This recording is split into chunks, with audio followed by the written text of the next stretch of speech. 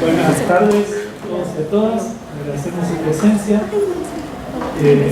Tenemos el placer de recibir nuevamente el licencia de la profesora Magda Rinenstein, invitada a nuestra maestría en intervención psicosocial del programa del Departamento de Psicología.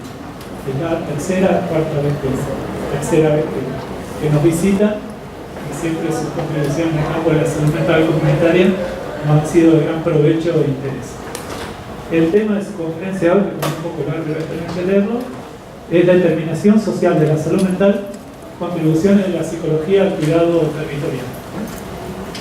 La conferencia va a fluir en portuñol, hasta aquí no hemos tenido problemas de comprensión, pero si eventualmente, por algún detalle lingüístico, algo escapa a la comprensión de ustedes, con toda libertad nos lo señalan y hacemos la traducción pertinente. ¿De acuerdo? Bienvenida, Magda. Gracias por el programa. Olá, buenas tardes. Pois, primeiro, me gostaria de agradecer a ICESE por a invitação. É sempre uma experiência espetacular estar em Cali, aqui na universidade. É uma experiência muito proveitosa para mim também, me gusta muito. E, como o professor Omar comentou, eu intentarei falar minha proposta inicial é assim. Eu vou apresentar um material, um texto, está em espanhol, hecho por el Google Translate, ¿vale? Entonces, la gramática, ustedes saben que no es tan perfecta, pero es más comprensible que presentar em português. E minha intenção era ler, assim, acompanhar em português, porque tenho a sensação de que puedo expressar minhas ideias, né? Pero Omar sugeriu que eu tentara acompanhar em espanhol. Pero vamos a ver como é. Então, este tema que elegí para compartir com vocês hace parte como de mi trajetória profissional e também de docente em la universidade em Brasil. E hoje, depois de quase 30 anos de trabalho, tenho muitíssimo interesse de pensar a saúde mental e de las interferências de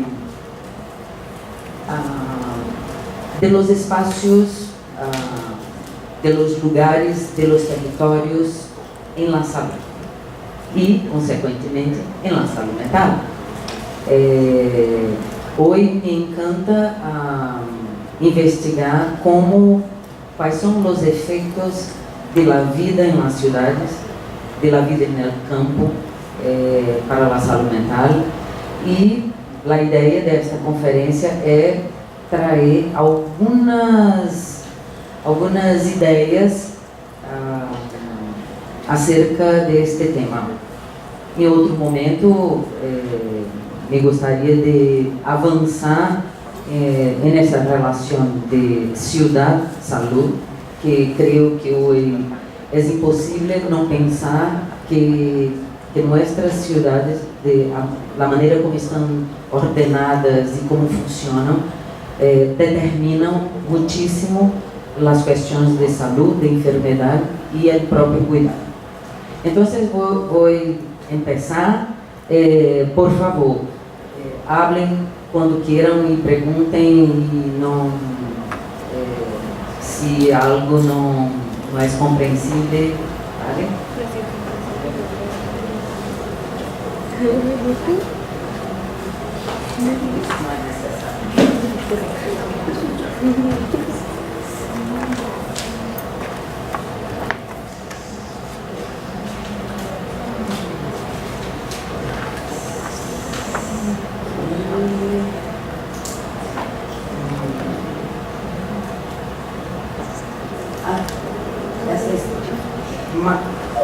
como más ancho, más como o está bien así.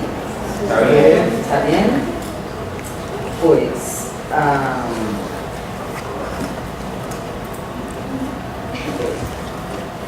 eu queria empezar tratando un poquito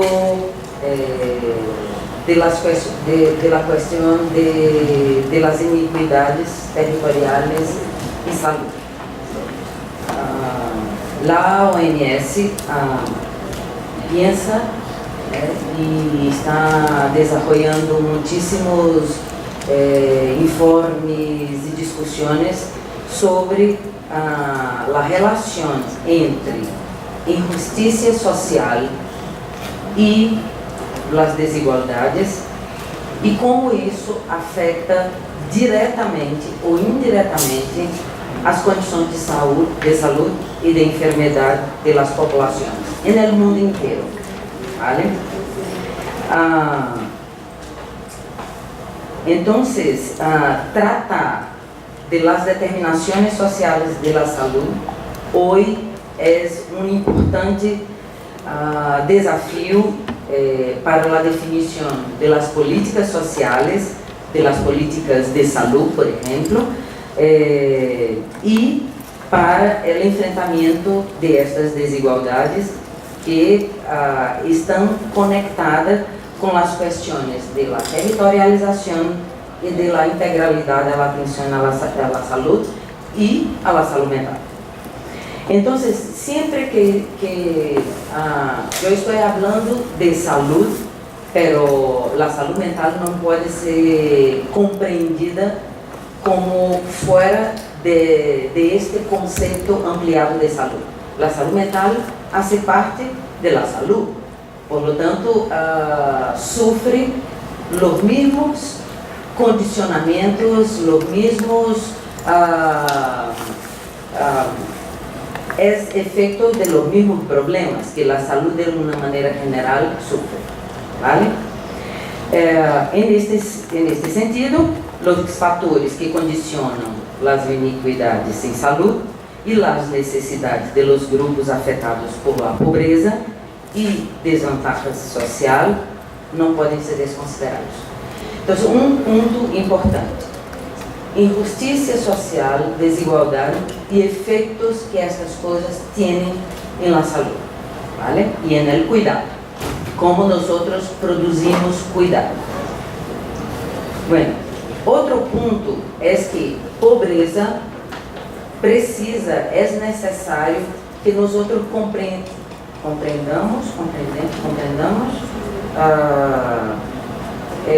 que pobreza não é uma coisa sencilla, não é solamente a insuficiência de renda. Pobreza é uma questão complexa, multidimensional e se trata, por exemplo, não ter acesso a bens, produtos, políticas, por lo tanto é um fenômeno complexo relacionado à exclusão social, indigência, desafiliação, fragilização de los vínculos sociais e de pertenência, violência, destruição ambiental, soledade e injustiça.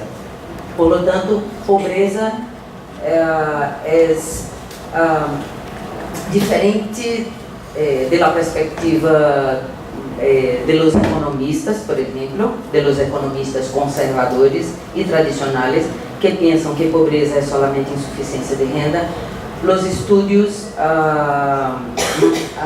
mais preocupados em apresentar uma perspectiva mais ampla indicam que nós temos que pensar a pobreza de uma maneira diferente, ¿vale? Então,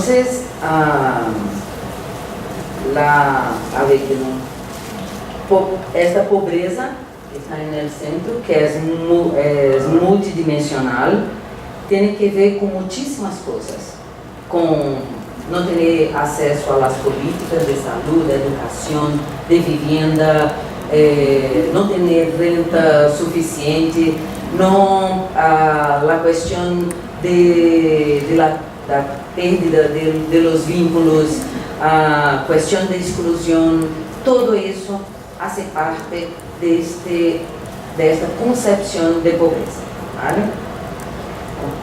Todos estos aspectos repercuten en los modos de subjetivación, o sea, en la manera como las personas viven sus vidas, ¿vale? Todas estas cuestiones que estaba hablando arriba impactam diretamente em las diferentes maneiras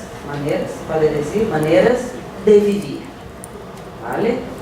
E especialmente em la reprodução intergeracional, ou seja, de padres para hijos, para sus hijos, para sus hijos. Então, a pobreza, ela passa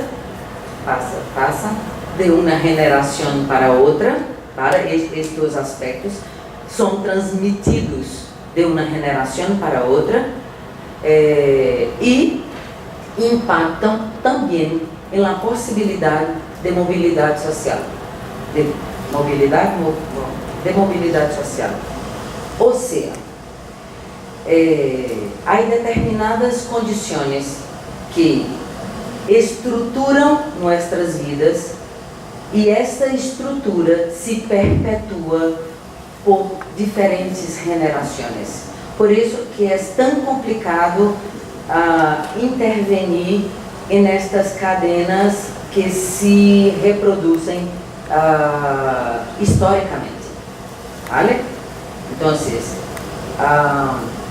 por exemplo, isso quer dizer uma família em situação de pobreza, com pouco acesso a bens, a serviços, a políticas públicas, é muito difícil que os hijos tenham possibilidade de cambiar esta situação. Há exceções, claro, mas é muito a linha mais comum é que padres pobres reproduzem hijos com dificuldades, com pobreza, com isso. Isso nós podemos mirar facilmente, ¿vale? Assim, é evidente que os contextos de pobreza afetam negativamente a saúde, ¿vale? As políticas públicas, programas e ações não podem estar de nenhuma maneira desconectadas destas coisas, destes aspectos sociais e econômicos de uma sociedade. Sin embargo, as determinações não ocorrem necessariamente em uma linha contínua entre pobreza e malas condições de saúde. Os estudos epidemiológicos intentam, ou que são, por exemplo, buscam encontrar uma relação de causa e efeito entre, pois uma família pobre necessariamente tem uma mala saúde. Não é isso de que se trata. Não há esta linha contínua de causa e efeito, sim? Pero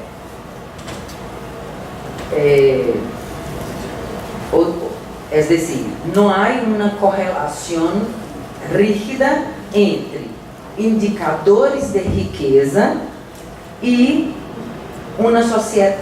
de uma sociedade e indicadores de saúde. Por exemplo, se pensamos em la sociedade norte-americana, onde os índices, o Produto Interno Bruto, que é este índice que mide as condições de ingressos e de vida de uma população. Por exemplo, se tu pensas, tu tienes um Produto Interno Bruto muito alto, mas tu tienes problemas de saúde absurdos como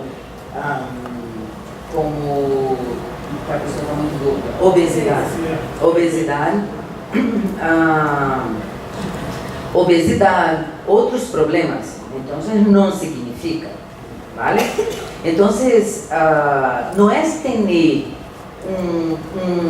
uma riqueza, um país rico e as pessoas necessariamente têm uma saúde impecável. Não, não é isso. Por exemplo, Brasil há, né, em Brasil, áreas que apresentam condições extremas de desenvolvimento, por exemplo, em São Paulo, em Rio, em outros sítios de Brasil, que tem este índice de desenvolvimento humano muito alto, pero em este mesmo sítio, por exemplo, no estado de São Paulo, tu tienes situações que estão cerca de los piores índices mundiais, no mesmo sítio. ¿Vale? Então, não é fácil, portanto, discutir esta relação entre pobreza e condições de saúde. É complicada e necessita de um esforço considerável para detectar as diferentes situações que fazem parte de como as pessoas vivem e morrem. ¿Vale? Bom, foi com o intento de escapar desta visão linear e reducionista de que pobreza, malas condições de saúde, que muitas entidades latino-americanas desenvolveram um término para expressar uma concepção mais ampliada das coisas. Então, cambiaram a expressão que era muito frequente nos estudos, que se chamava determinantes sociais, para determinação social. E parece que é uma coisa sencilla, pero não é.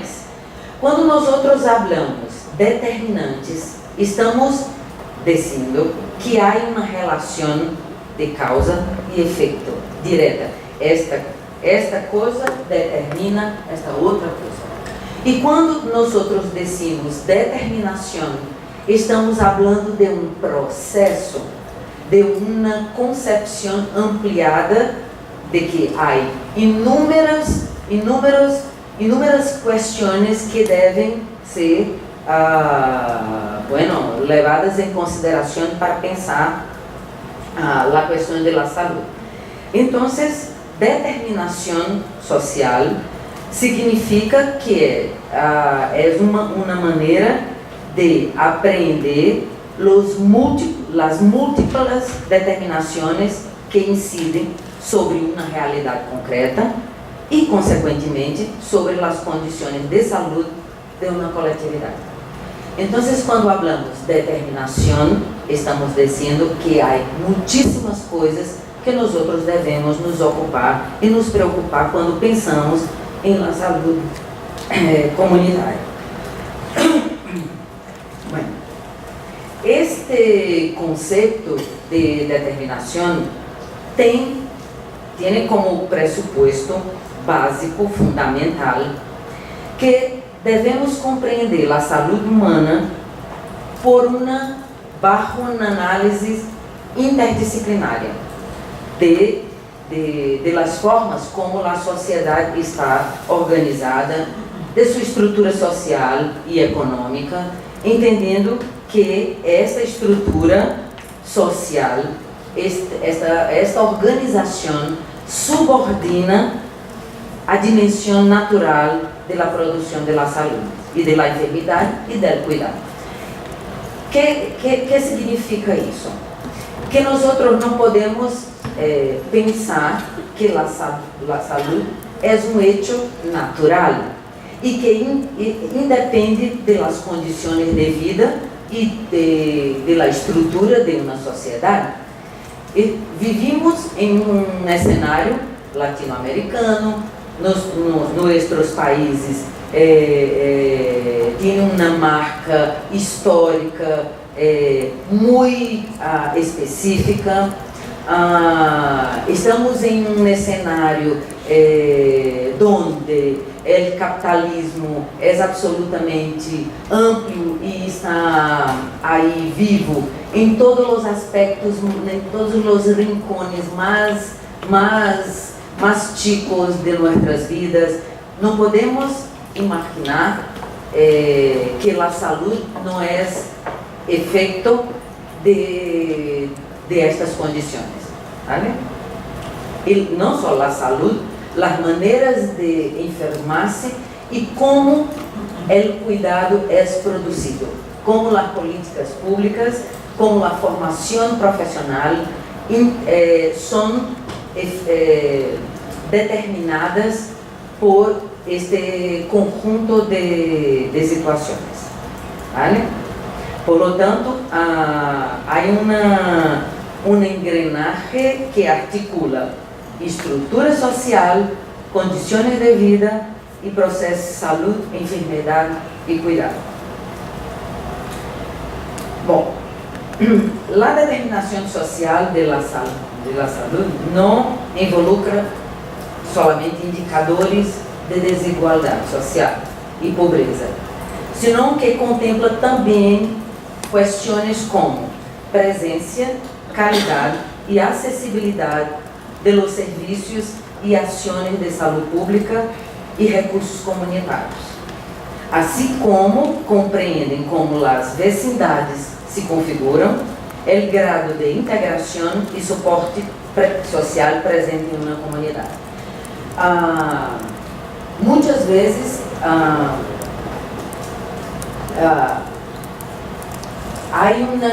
tu estás trabalhando em um território onde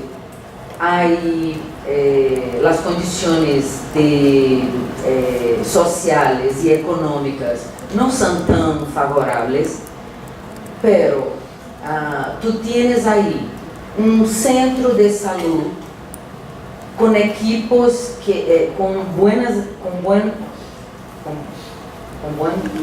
como é o plural de bom? Equipos? Sim, equipos.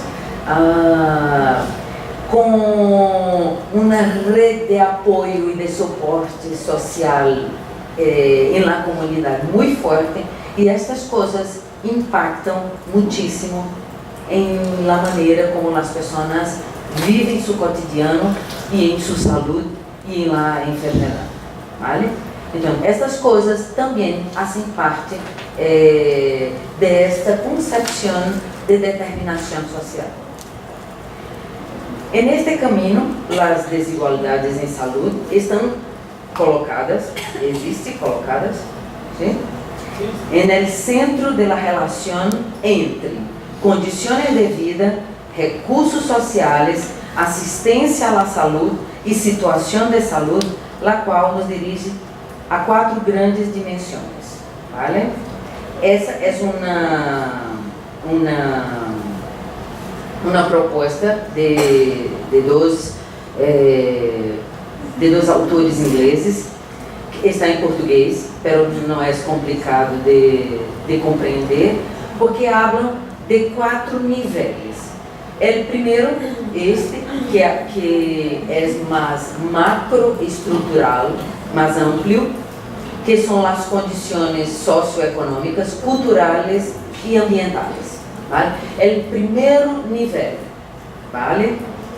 O segundo é que trata das condições de vida e de trabalho, que repercute, que está relacionado com desemprego, com as condições estruturais de água, de basura, de habitação, de educação, de la produção agrícola, ou seja, as condições de vida e trabalho de cada um. Depois, há um outro nível, que são as redes sociais e comunitárias, vale? E depois, como as pessoas vivem, os estilos de vida, e depois dados individuais de idade, de sexo, de questões hereditárias. Por exemplo, a população negra tem problemas de saúde específicos por questões hereditárias, como a anemia falciforme, por exemplo.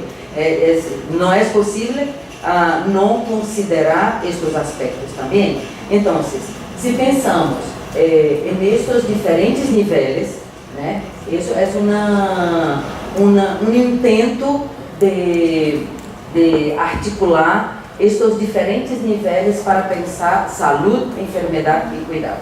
¿Vale? Bueno. Esta perspectiva destes dois autores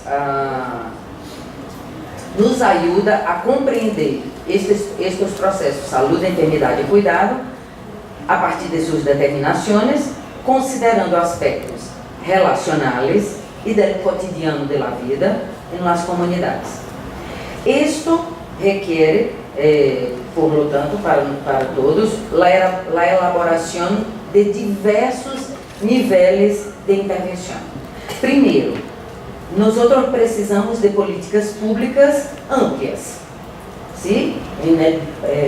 Mais estruturais, que organize a saúde, a educação, o trabalho, a vivienda, o transporte público, tudo isso. E também econômica para diminuir a desigualdade social, a estratificação social. Depois, políticas específicas de saúde, porque as pessoas não se enfermam da mesma maneira, e dependendo dos territórios, dos contextos, das realidades de cada de cada sítio, de cada lugar, é necessário políticas específicas, porque as pessoas se enfermam de maneira diferente.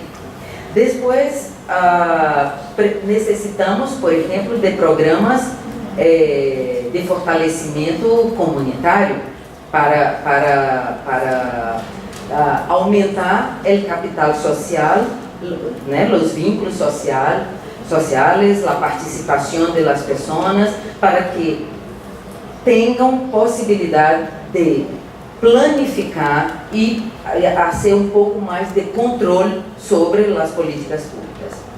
Bueno, então, necessitamos reconhecer os limites de uma perspectiva unicamente fundamentada em uma concepção macroestrutural.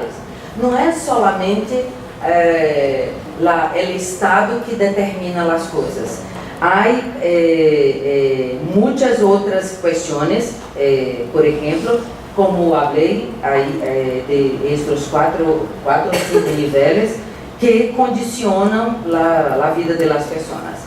E os grupos sociais, de uma maneira geral, as pessoas, nós outros, não enfermamos da mesma maneira, porque se eu vivo em um sítio onde há suporte, eu posso enfrentar os problemas de uma maneira diferente de uma que pode viver em um sítio onde não há retaguarda para nada, nem da escola, nem dos serviços de saúde, nem de nada. Por lo tanto, há múltiplos vetores né, no cotidiano, que é como uma rede.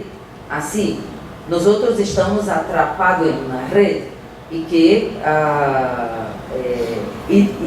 dependemos de muitíssimas coisas para nesta definição que está bem, que está mal, saúde, enfermidade, tudo isso, vale? Então, a saúde mental frequentemente é pensada como um campo distinto da saúde, e a ideia é que nós não podemos pensar a saúde mental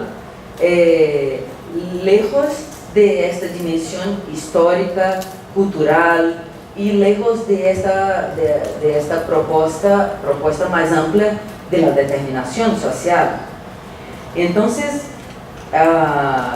no es posible pensar la salud mental como un hecho biológico, natural, y que no está conectado con las cosas que hablaba sobre esta complejidad de fenómenos.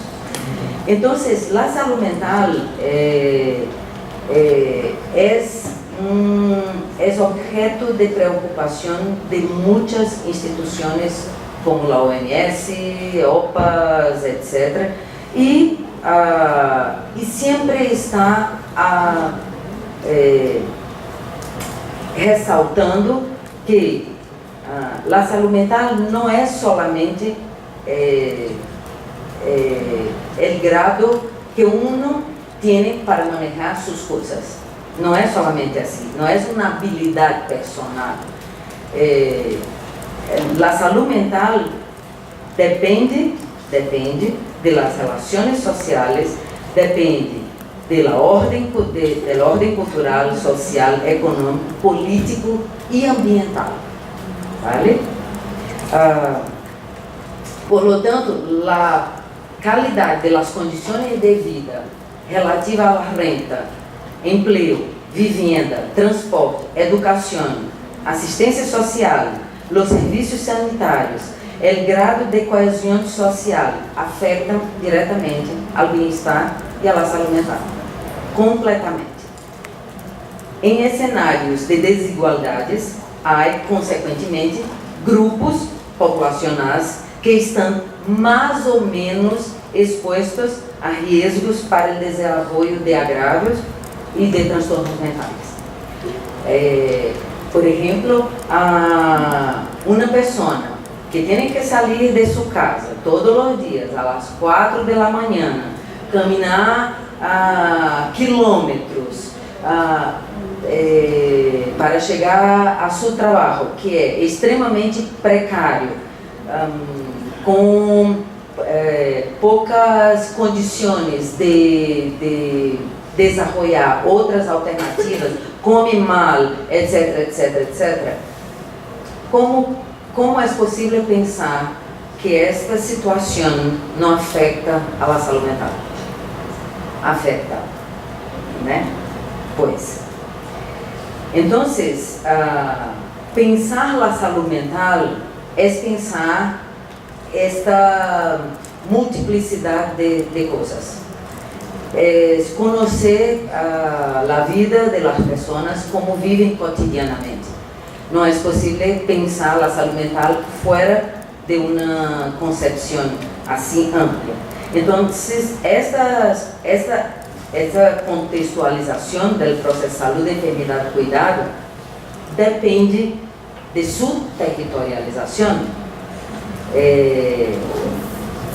Pensar, por exemplo, que fazer, que proposta desenvolver, como intervenir na saúde mental sem conhecer os territórios, sem conhecer o cotidiano das pessoas, sem conhecer que aspectos de sua vida são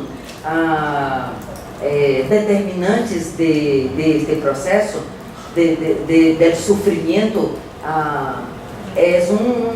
Vamos dizer, é um problema, não é um problema, é um hecho que nós não vamos a chegar em nenhum sítio.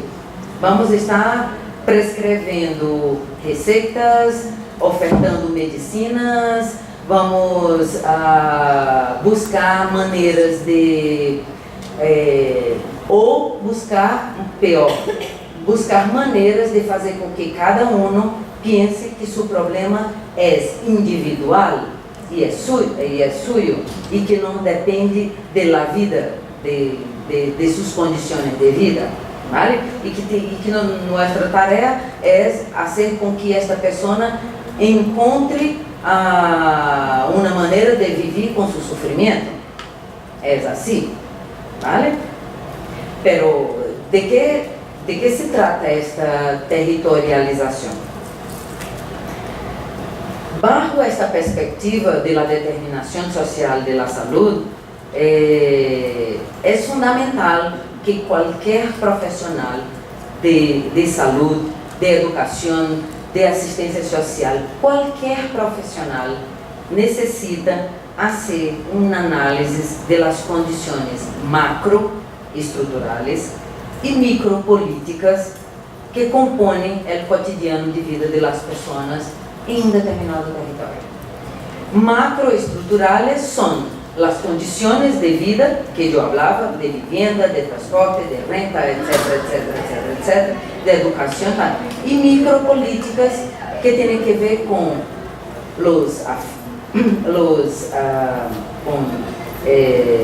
con la afectividad, con la subjetividad, con la manera como cada uno vive su vida, ¿vale? Y eso está ubicado en un sitio específico.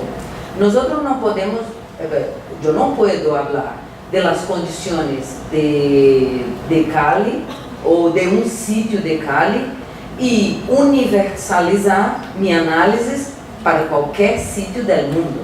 Não é a mesma coisa.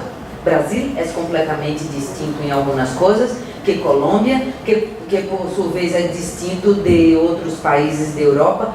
Então, nossas teorias que intentam ser universais e pensar sobre a vida humana e a subjetividade humana de uma maneira universalista e naturalizante, não é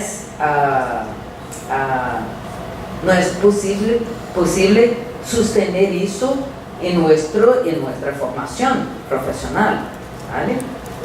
Então, a tarefa de la territorialização tem mais ou menos 3 sentidos diferentes, pero complementares. Por exemplo, necessitamos delimitar, demarcar os limites de las áreas de atuação de los serviços, por exemplo, reconhecer o ambiente, a população, a dinâmica social que há nestas áreas e as relações que há entre os serviços sociais, de saúde, etc. Por lo tanto, o território não é solamente o território físico, por exemplo, um bairro, uma calle, um centro de saúde. O território é mais que um espaço, um lugar físico. É também, pero é um território, é um sítio onde se passam relações, onde as pessoas vivem. E, generalmente, um território é um espaço onde há muitíssimas disputas de poder. Por exemplo, Cali. Vamos a pensar Cali. Cali está dividida em 6 estratos sociais. Não sei, 7 estratos sociais. ¿Vale? Estes estratos sociais estão definidos, creio que por la renta, não? Por la renta, solamente por la renta. ¿Vale? Estes estratos sociais estão, as pessoas que fazem parte de cada um destes estratos vivem em um sítio específico da cidade. ¿Sí? Estão distribuídos na cidade. Não há, por lo tanto, estas divisões são geográficas, né? E estes diferentes estratos têm interesses completamente distintos em relação à vida na cidade de Cali. Têm expectativas muito diferentes de como deve ser uma cidade, como os transportes públicos devem funcionar, como os serviços de saúde devem funcionar, como se é permitido ou não ter chicos en la calle limpiando los coches, ¿vale? Hay sitios que son más tolerantes y sitios que son menos tolerantes a determinadas prácticas sociales. Entonces, un territorio es eso. Un territorio, ele tiene una delimitación geográfica, física, pero también de poder, de interés, y es un territorio, portanto, donde hay fuerzas em confronto, forças muito diferentes em confronto cotidianamente. Vale? Então, caminhar por aqui, cerca de ICESI, caminhar por las calles, é completamente diferente de caminhar por Siloé. Vale? É completamente diferente.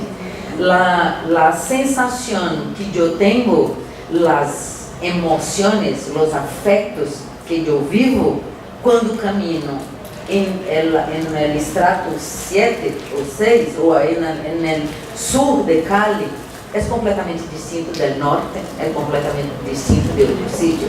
E se nós não pensamos nisso e creemos que a cidade é homogênea, estamos ciegos para mirar os problemas. Os problemas não chegam a nuestros ojos y ni tampoco a nuestras emociones, porque nosotros trabajamos con nuestras emociones. O sea, caminar en Siloé sola, yo sola, es posible que tenga miedo de ciertas cosas, que pueda vivir la sensación de inseguridad, porque no conozco, porque no reconozco los códigos sociales que hay ahí. Es posible que en el centro, en San Antonio, es más fácil. ¿Por qué? Porque en San Antonio hay muchos turistas, hay mucha gente de otros, muchos turistas tienen códigos que son más universales. Entonces es más fácil manejar identificar determinadas cuestiones, problemas, relacionar con las personas. Entonces, esta sensibilidad para perceber as diferenças que a cidade nos apresenta todos os dias, hace parte de um desenvolvimento de nossas capacidades perceptivas que a universidade deve ajudar-nos a desenvolver. Nossa formação deve indicar como nosso corpo pode ser afetado por estas coisas, né? E identificar estas questões.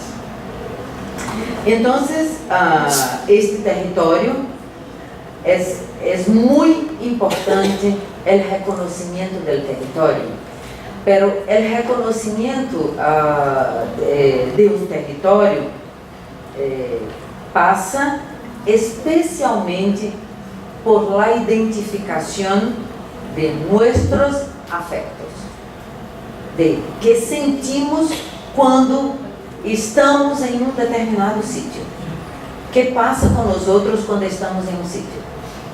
É importante, porque se tenho medo de caminhar em Siloé, é porque este medo está conectado com uma ideia de que aí vivem pessoas peligrosas, de que há risco, de que aí não há polícia, de que aí há ideias que são fomentadas, que são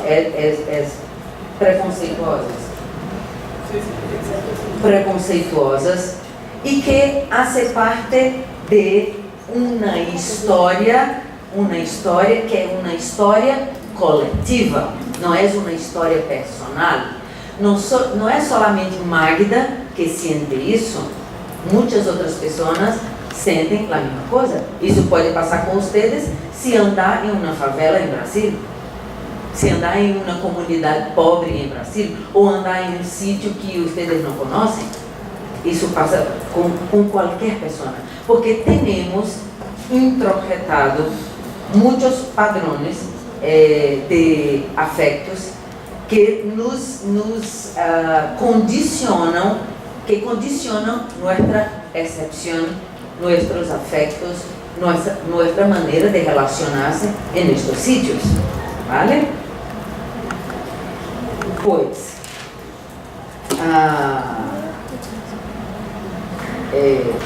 e outra coisa, em cada território, todo e qualquer território que nós estamos é heterogêneo. As pessoas não pensam da mesma maneira, as pessoas não sentem as mesmas coisas da mesma maneira,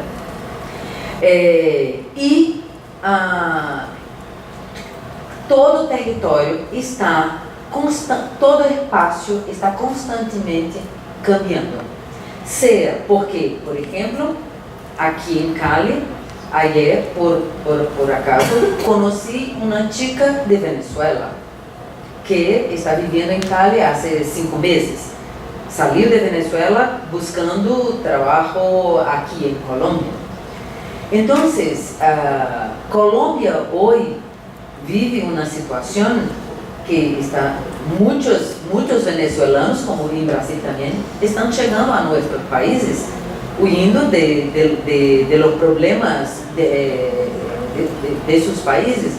Por lo tanto, estas pessoas fazem parte agora de nosso cotidiano, estão na cidade, circulam por onde nós circulamos, interferem no paisagem urbano.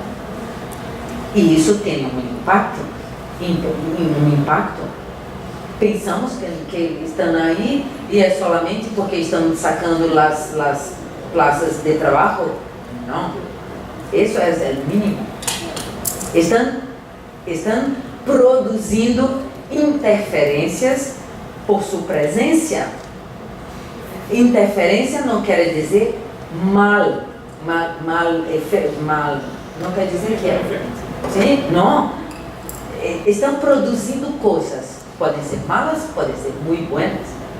Não estou aqui calificando. Estou dizendo que produzem efeitos. Então, um território está cambiando constantemente.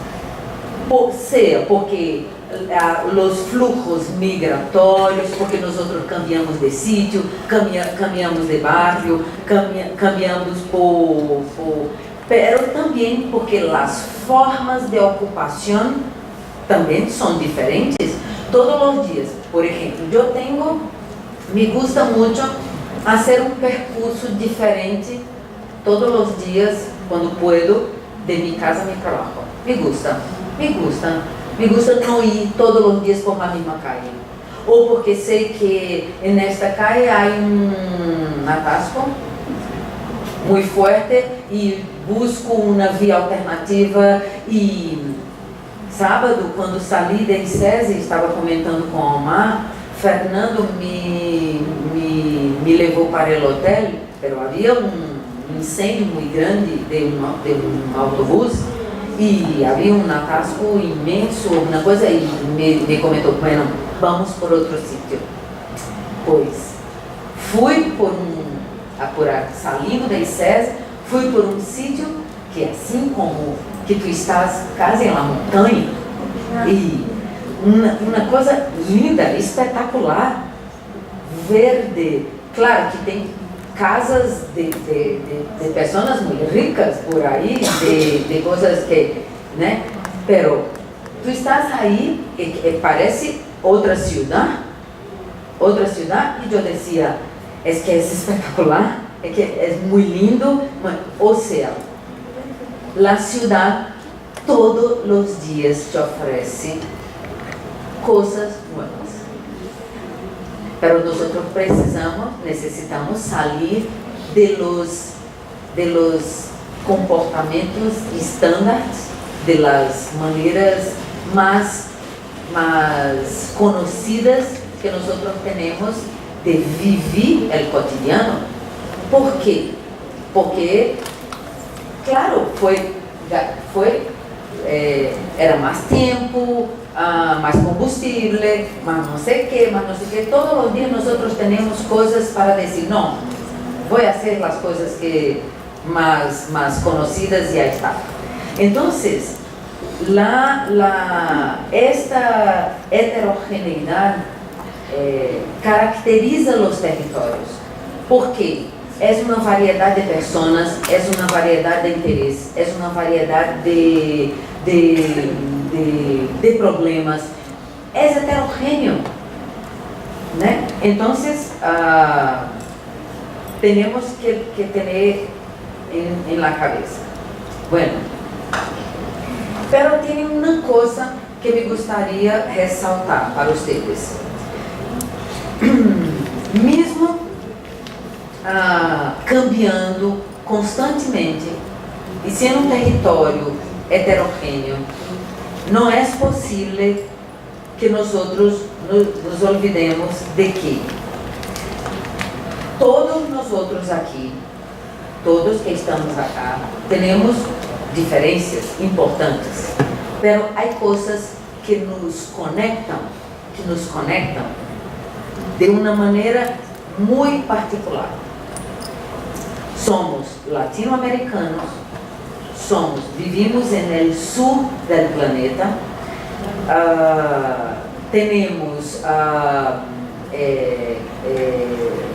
estamos atrapados em redes de corrupção política, temos muitas coisas. Estamos em uma sociedade capitalista que valora o desenvolvimento individual de cada um, que valora o individualismo, que valora, por exemplo, que a não solidariedade, que não valoriza a tolerância, que não valoriza as diferenças. Tudo isso nos hace estar juntos. E estas coisas são muito importantes para que cada um vive sua própria vida, pero está marcado, atravessado por essas questões que são comuns. Que há um autor francês que se chama Deleuze e que trabalhou com um outro autor que se chama Guattari, e eles conceberam uma ideia que se chama capitalismo mundial integrado. Eles utilizaram essa concepção para falar de que nós estamos vivendo em uma sociedade capitalística, não é capitalista, é capitalística. E esse sufixo tem uma importância muito grande, porque significa que essas engrenagens, elas são engrenagens que afetam nossa subjetividade e, por lo tanto, nossos afectos, emoções, sentimentos, isso. E este capitalismo mundial integrado é integrado não é porque hoje não é a globalização, não significa globalização, significa que em qualquer parte do mundo estas questões macro e micro estão integradas. Não é possível pensar nenhum ser humano lejos de esta articulação macro e micropolítica. Vale? Então, por que estou chamando a atenção para esta questão? Porque quando nós não logramos cambiar a sociedade. Em Brasil, por exemplo, se vocês conhecem alguma notícia de lo que está passando em Brasil agora, donde se há a defesa de, por exemplo, de las Fuerzas Armadas en la calle, de la muerte de los más y más cárcel, más y más, hay una frase que diz assim, por favor, digo, bandido bom é bandido bom. Bandido bueno, bandido bueno. Bueno, pues eso, ¿vale?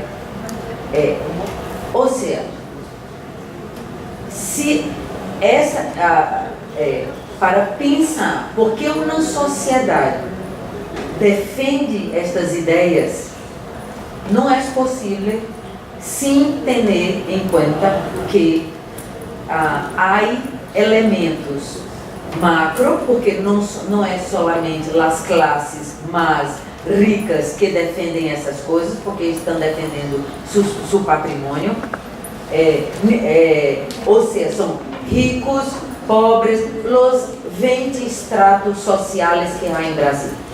Defendem, há pessoas de los diferentes estratos sociais que defendem as mesmas coisas.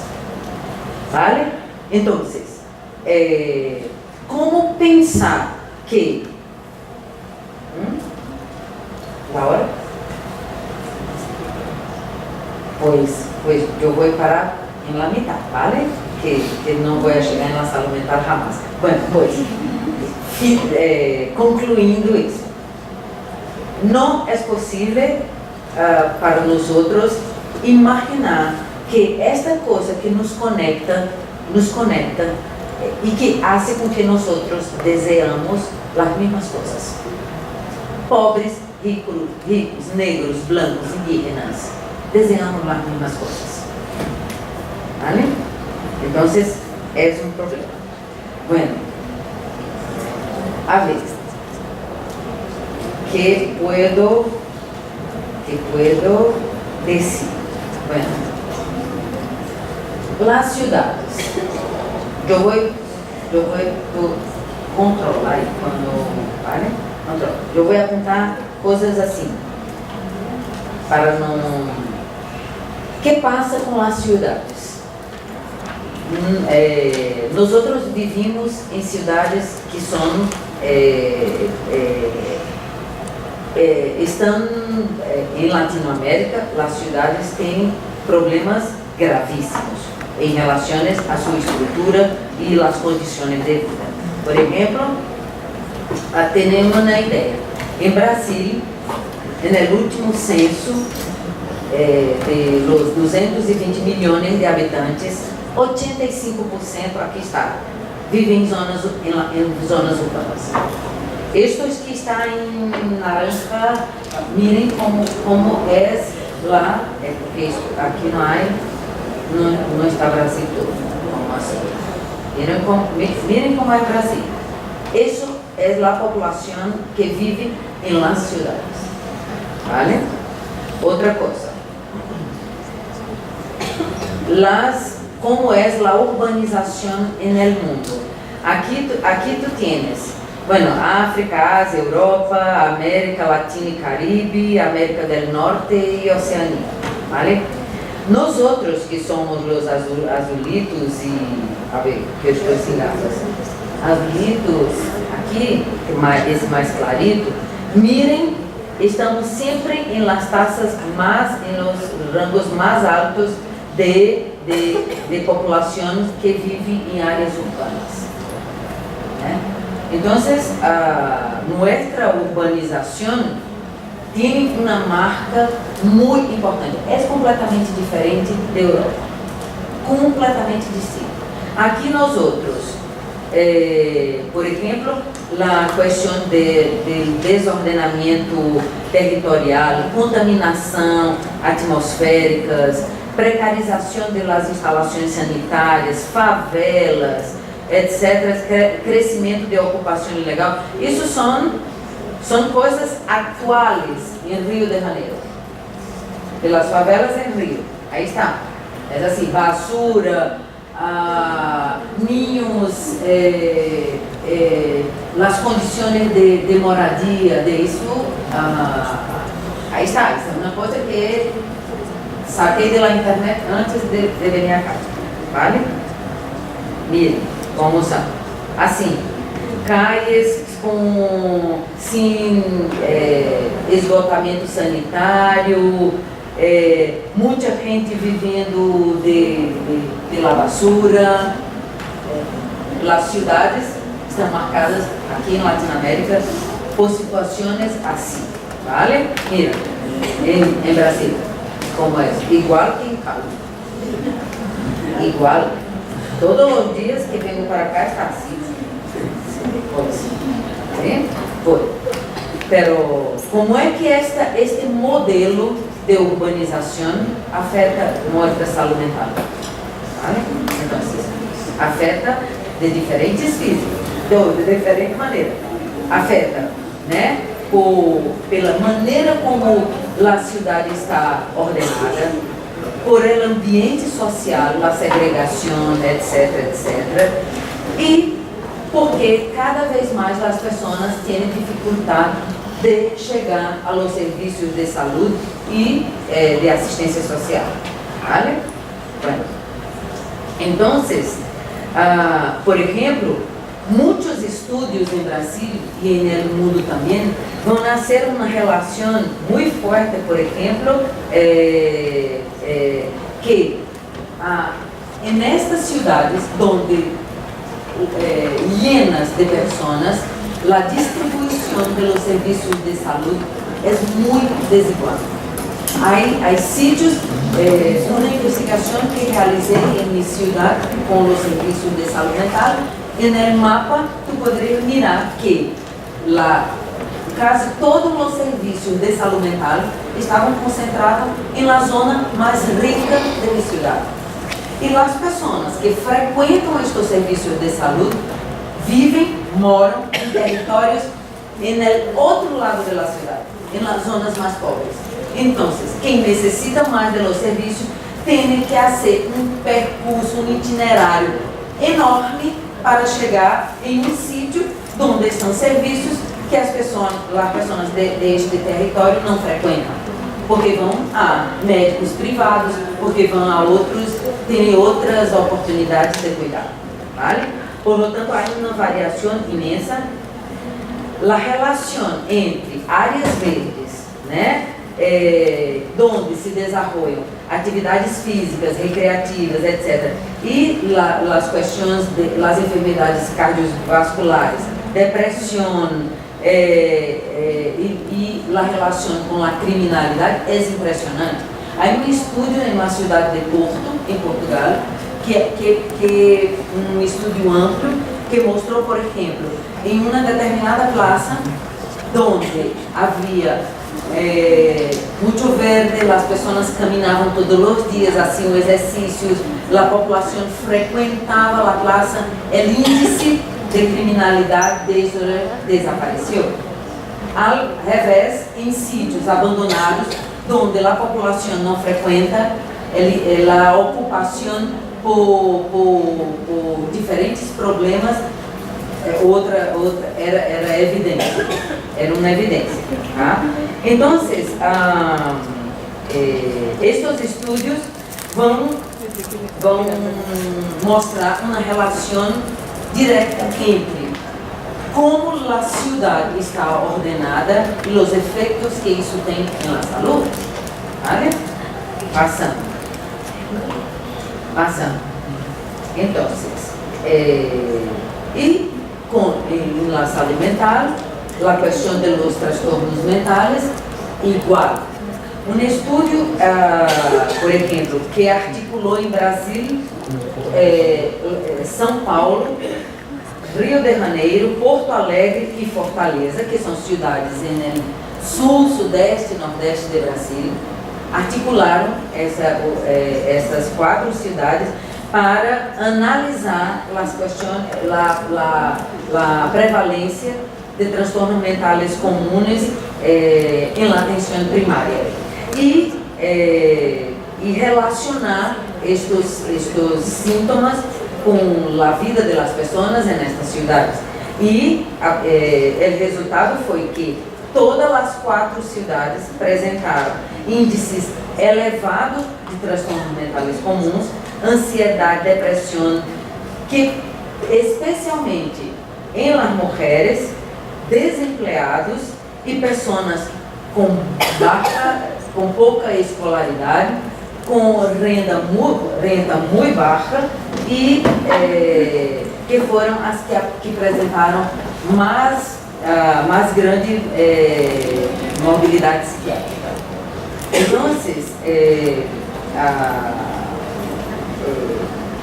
estes autores discutem isso como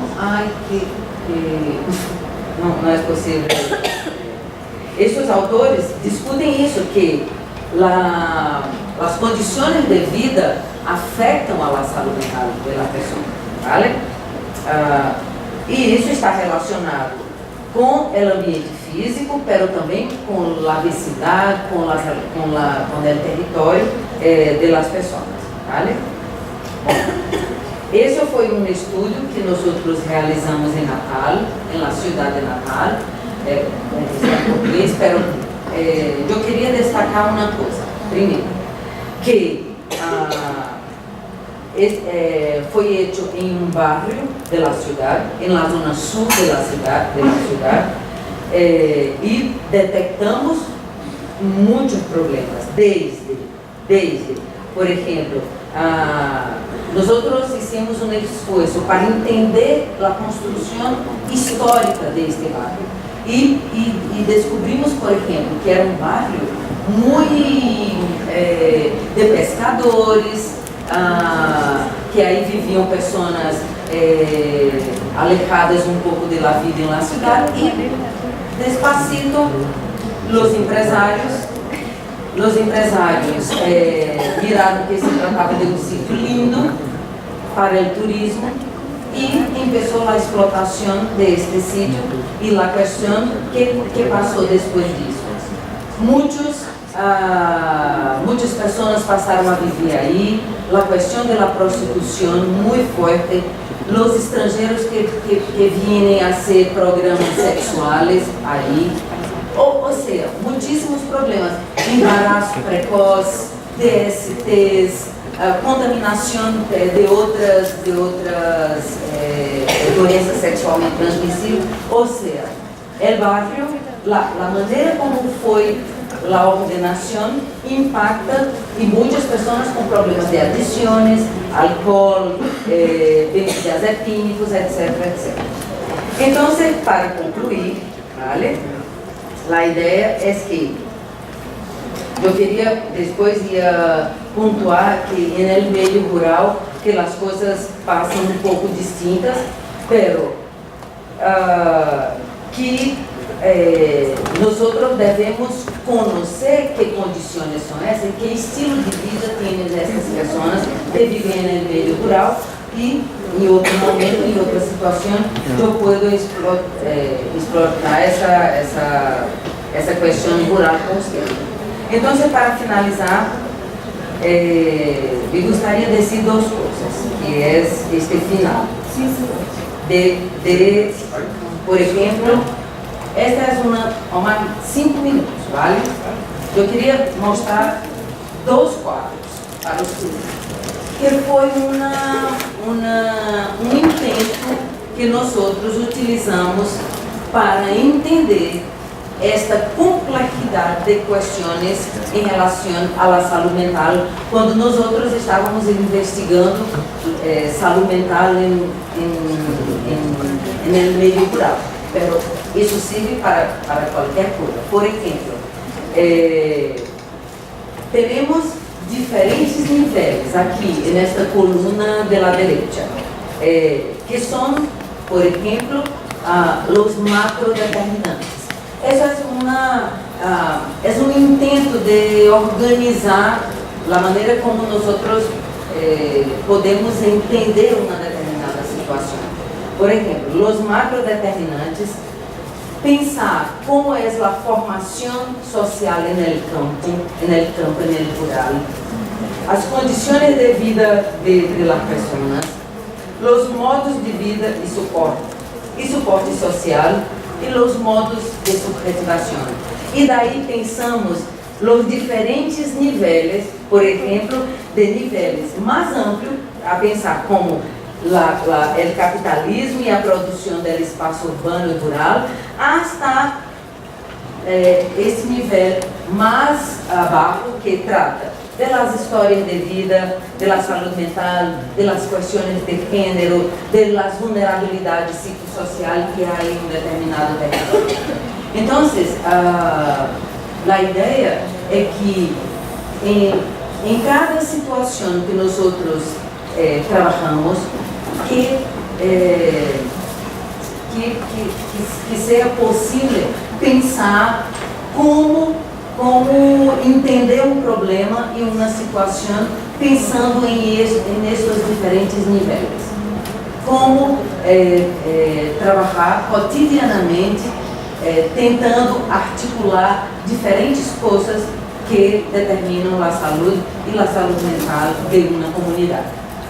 ¿Vale? Bueno, pues esto y muchas gracias a ustedes.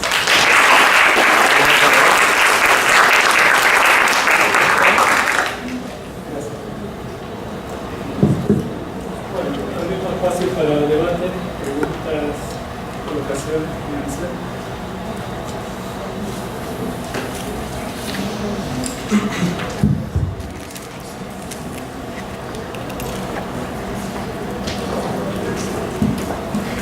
Si no hay problema, ¿sí?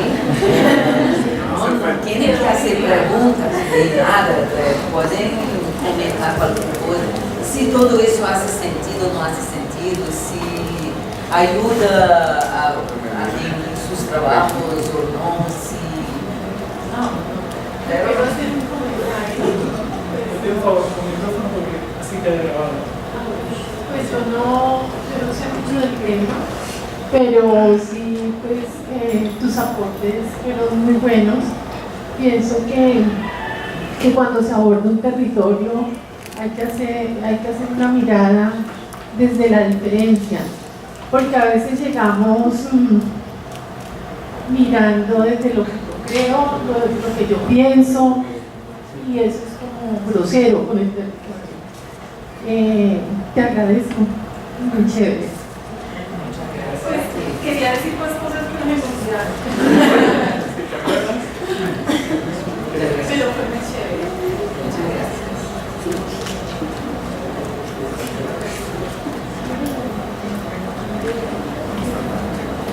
Pues principalmente yo quisiera preguntar, digamos un conjunto de individuos tienen como común un entorno, ¿cierto? Pero ese entorno afecta de diferentes maneras a los individuos y también depende de cómo los individuos ven el entorno para decidir cómo le afecta tanto el entorno o cómo los individuos reaccionan al entorno. Porque si solo nos fijamos en el entorno, entonces todos los individuos se comportarían y les afectaría de la misma manera. Calma, hombre. Espera, la última frase yo no comprendo. El entorno es importante, obviamente, pero digamos que el entorno no afecta de la misma manera a todos, porque si el entorno, digamos, se tomara de la misma manera, todos los individuos se comportarían igual. Entonces, ¿cómo se establecen, digamos, formas de entender cómo el individuo está tomando el entorno? O cómo el entorno sí lo afecta en ciertos campos y cómo el entorno no lo afecta en otros ciertos campos. ¿Cómo? No necesito. No, sí, pero... Vale. claro. Pues perfecto. Essa diferença, parece que hay muchas estrategias para hacer eso, pero yo creo que es hablar con las personas, conocer las personas. El vínculo es la estrategia más eficaz que nosotros podemos desarrollar para conocer a alguien. El vínculo, necesitamos desarrollar vínculos en los lugares que nosotros trabajamos. para conocer las personas y conocer qué piensa cada uno sobre su vida, sobre cómo siente los efectos de vivir en este sitio, de vivir en estas condiciones, de vivir en este escenario. Acercarse de las personas y preguntar y conocer y hablar. Es que nosotros tenemos un problema que es, pensamos que nuestra tarea técnica es utilizar instrumentos ou planilhas ou encuestas ou testes psicológicos para medir. No, es que hablar, saber hablar. Nosotros estamos desaprendiendo a conversar con las personas, porque, bueno, podemos hablar por el WhatsApp, por ejemplo. Yo no tengo nada contra los aparatos electrónicos, ¿sabe? Podemos usar todas las tecnologías para acercarse a las personas, pero el vínculo significa tener una real dar una real importância a la otra vida, a vida de outra pessoa, e ter interesse de conhecer o que está passando. Creo que é a solução menos costosa, pero la más interessante que nós podemos desenvolver em nossos trabalhos. Creo.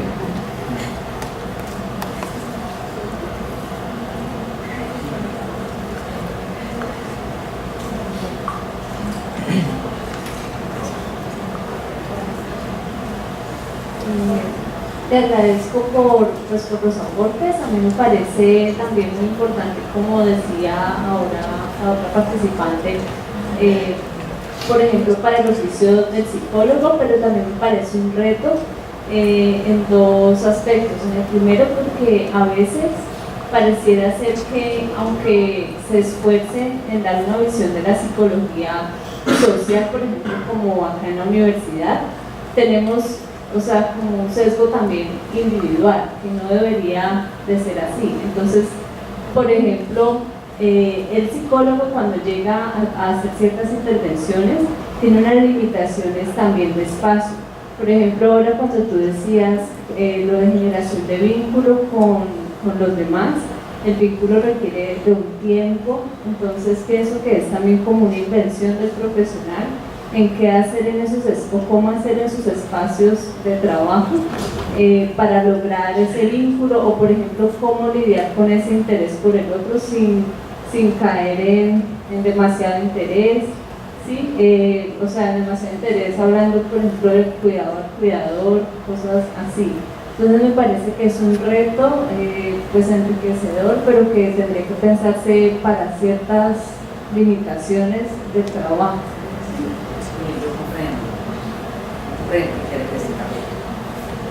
Buenas tardes, un gusto conocerla, me fascinó su discurso. Quise hablar porque realmente lo que dijo la compañera me movió mucho. Yo soy trabajadora social y hago muchas intervenciones en comunidades de todo tipo, indígena, afro. Yo no vivo aquí, vivo en una ciudad cercana a Cali, y hay un barrio cuya, digamos, territorio es parecido a las favelas, porque también todo es como hacia arriba. Ocurre entonces que yo hago intervenciones ahí en veredas, que son lugares que quedan a 2 horas, o sea, de aquí de Cali hasta allá, 4 horas en carro. Entonces, las realidades son muy diferentes, y cuando se va a intervenir allá, se busca hacer un cambio en la dinámica de los hijos y sus padres. Es un programa que se llama Familias Fuertes, una cuestión muy bonita. Cito el ejemplo porque personalmente me he sentido muy frustrada cuando hago ciertas intervenciones, en la medida en que todo el tiempo hay una psicóloga, ¿sí?, que hace el proceso con los papás, yo trabajo con los niños, y a veces siento esa limitación porque veo que los niños tienen sus necesidades de ser escuchados, pero ella quiere como seguir ese libreto y el paso 1 y el paso 2, pero venga, es que aquí al lado tengo una niña que tiene una hermanita con una discapacidad, síndrome de Down, y me está contando esa realidad, pero pues, o sea, ¿cómo hacer uno para confrontar, digamos, al sistema y decirle, yo quiero hacer las cosas? O sea, ¿cómo hago para poder cumplir con el protocolo y a la vez, digamos, atender la necesidad particular? Y como le digo, o sea, los territorios son muy diferentes. En el Porvenir usted va a encontrar niños cuyos padres se dedican a la minería ilegal. Y en la vereda usted va a encontrar niños cuyos padres son campesinos y trabajan en el campo, y digamos que a los niños les toca ir a trabajar con los papás. Hubo un ejercicio, por ejemplo, con el niño, se les contaba que era lo bueno de ser adolescente, y decía que no me toca hacer trabajos tan fuertes como los que hace mi papá. Y dice, pero ¿cómo así? Sí, pues mi papá hace todo lo difícil, pero igual a mí me toca ayudarle a arar la tierra. Entonces, uno dice como que las realidades son muy distintas. El protocolo, ese programa de familias fuertes lo diseñó la OMS con otras organizaciones españolas. Entonces yo digo, o sea, eso no puede ser así. ¿Qué hago yo para seguir sujeta al protocolo y a la vez atender la particularidad del niño?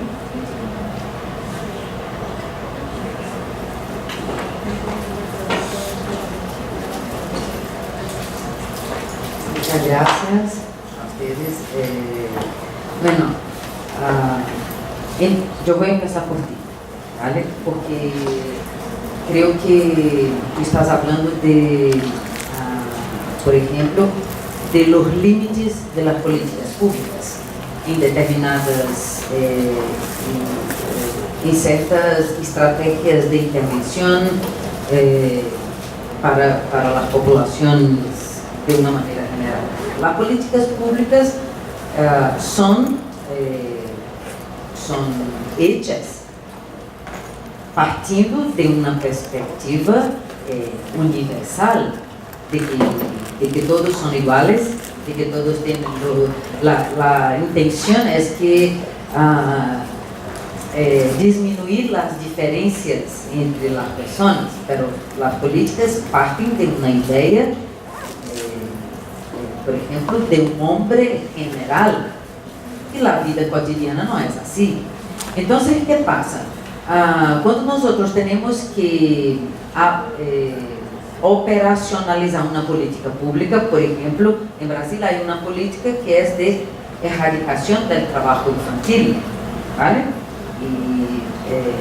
Pero la política piensa así: el trabajo de niños es prohibido porque hace mal para el desarrollo, porque impacta en la escolarización, porque isso, porque isso, porque isso, porque aquilo.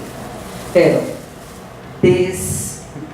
descalifica atividades que são transmissíveis de padres a hijos, a história deste lugar, a história, as culturas familiares, muitas coisas.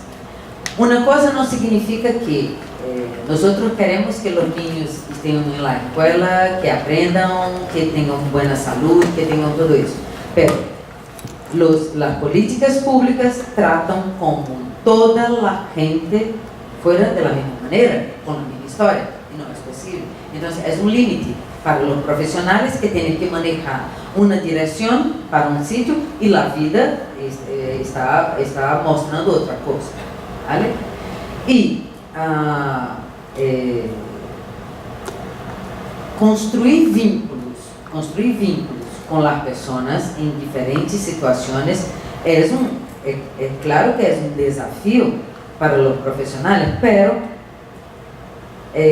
eu penso um pouco diferente de quando discutimos estas questões. Qual é o limite do vínculo? O limite do vínculo não é nós outros que estabelecemos. O limite do vínculo é promovido, proporcionado por la qualidade da relação. Um vínculo forte pode durar 1 minuto, ¿vale?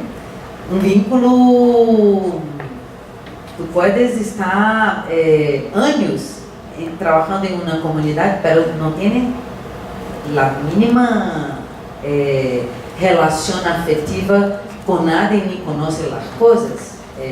Cuando hablo que nosotros precisamos estar interessados, afetivamente interessados em conhecer a vida das pessoas, significa conhecer como vivem, que sentem, que pensam. E há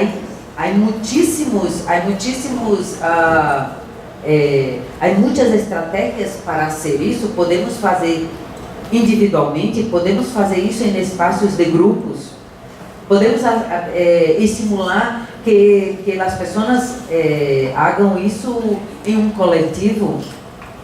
Há diferentes estratégias para fazer isso, pero que as pessoas necessitam conhecer como os diferentes níveis de suas vidas estão articulados.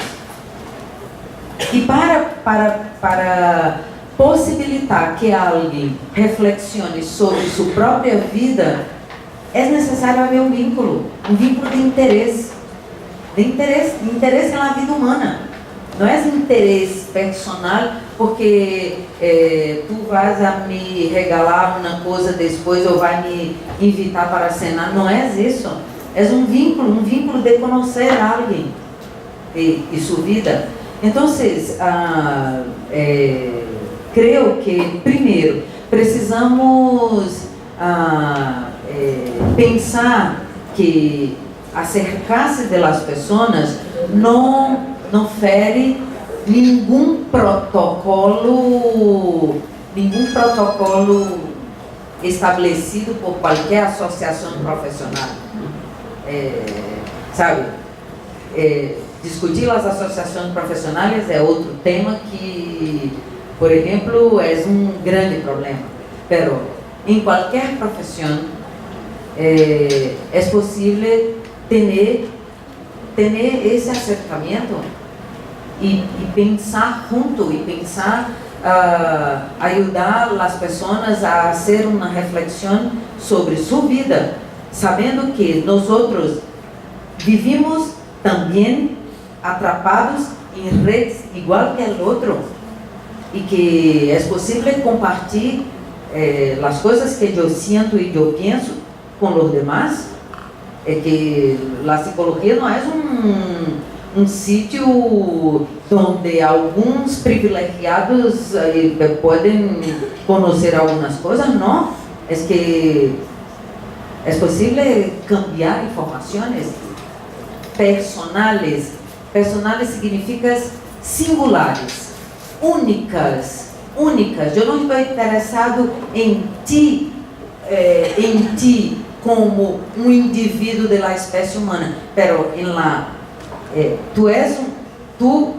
cada pessoa é singular, tem uma vida única, e essa singularidade nos interessa muitíssimo conhecer, sabes? Então, creio que é possível acercar-se, trabalhar, incluso pensar, por exemplo, quando nós temos que operar com determinadas questões das políticas públicas, perguntar para as pessoas se isso faz sentido ou não.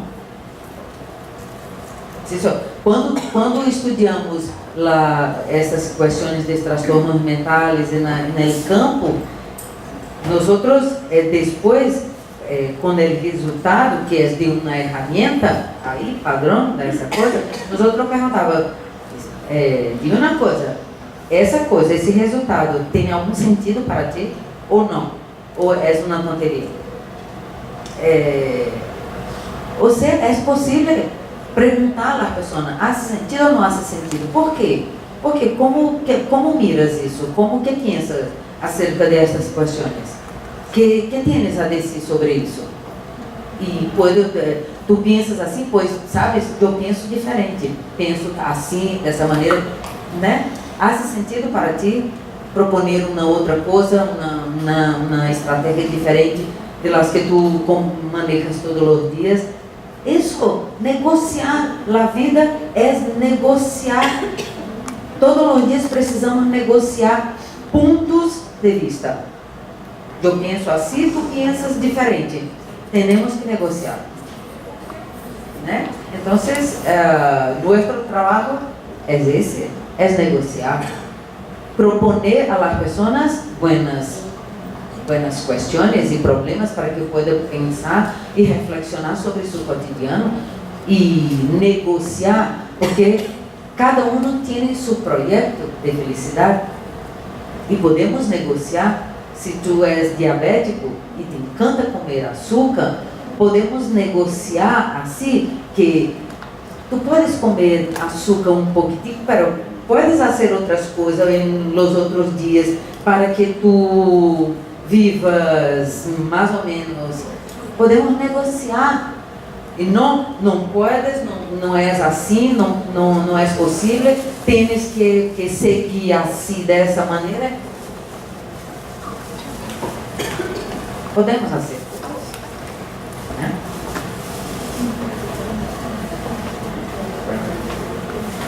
Más.